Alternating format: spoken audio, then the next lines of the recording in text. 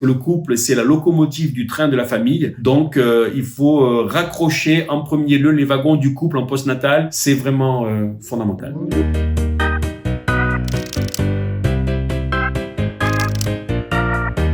Ça peut arriver qu'en postnatal, la maman ait un baby blues. Ça concerne quand même 70% des femmes, ce baby blues. Et puis, une perte de la joie, de l'estime de soi, de manière qui arrive brutalement et qui repart aussi rapidement. Et puis, avec une variabilité, donc dans la durée. Maintenant, effectivement, on a aussi le daddy blues, qui est aussi, la réalité. Donc de cette nouvelle vie qui nous parce que la maman elle s'est préparée, elle a eu le temps donc il y a tout un cheminement qui fait que elle a tendance à mieux vivre ce postnatal bien qu'il y ait ce baby blues, tandis que le papa lui il devient brutalement papa d'une seconde à l'autre quand on lui met le nourrisson entre les bras. Donc il y a une sorte de brutalité entre guillemets de passage d'une ancienne vie à une nouvelle vie. Et c'est vrai que rien ne sera plus jamais comme avant et cette brutalité peut amener de très nombreux questionnements. Et du coup, ça fait beaucoup de choses pour un seul homme, j'allais dire. Et on pourrait avoir tendance, donc, agressé par tous ces nouveaux, cette remise en question, cette pluie de nouvelles questions, j'allais dire. On peut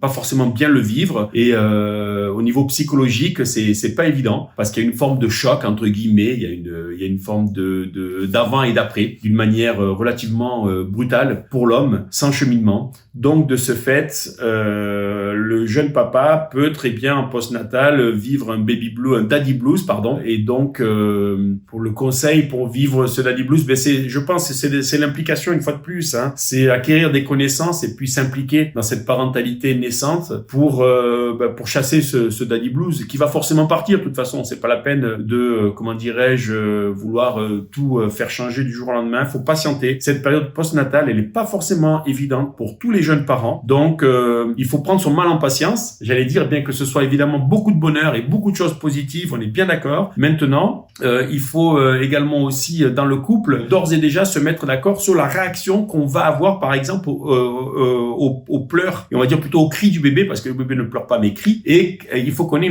une entente sur cette réaction commune qu'on va avoir sur ces pleurs du nourrisson, parce que, premièrement, le pleur du nourrisson va nous renvoyer rapidement un sentiment d'incompétence en tant que jeune parent. Quel est son besoin? Qu'est-ce qu'il veut nous exprimer? Donc le message qu'on va envoyer, c'est d'aller aux futurs parents, aux jeunes parents, c'est d'aller chercher ce nourrisson. C'est très important d'aller chercher s'il pleure. Et puis mettez-vous d'accord en amont sur ce que vous souhaitez faire quand vous entendrez votre bébé pleurer. Il faut que vous ayez une réaction pour ses pleurs, mais aussi pour d'autres choses, une réaction quand même qui soit d'un commun accord, parce que s'il y a des distanciations dans le couple, on a du stress, et si on a du stress, le bébé en tant qu'éponge lui-même va absorber ce stress-là. Donc il faut, dans la mesure du possible, en discuter avec sa conjointe, jeune maman, et puis se mettre d'accord sur la réaction que l'on doit avoir désormais en tant qu'entité couple par rapport aux pleurs du nourrisson, parce qu'ils peuvent vite amener un sentiment d'incompétence. Et aussi le pleur du nourrisson va nous pousser, va nous créer du stress, et ce stress va nous pousser à l'attaque, il faut le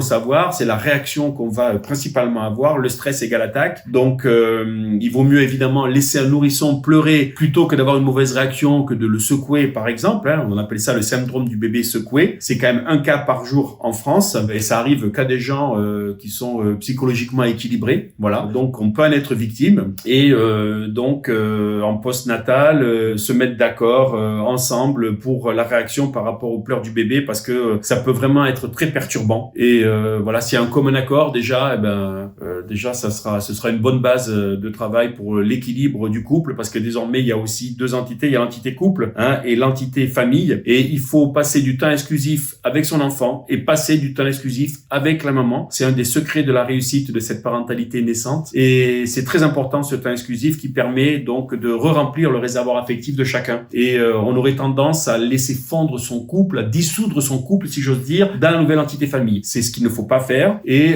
parce que le couple, c'est la locomotive du train de la famille. Donc il faut raccrocher en premier lieu les wagons du couple en postnatal. C'est vraiment fondamental.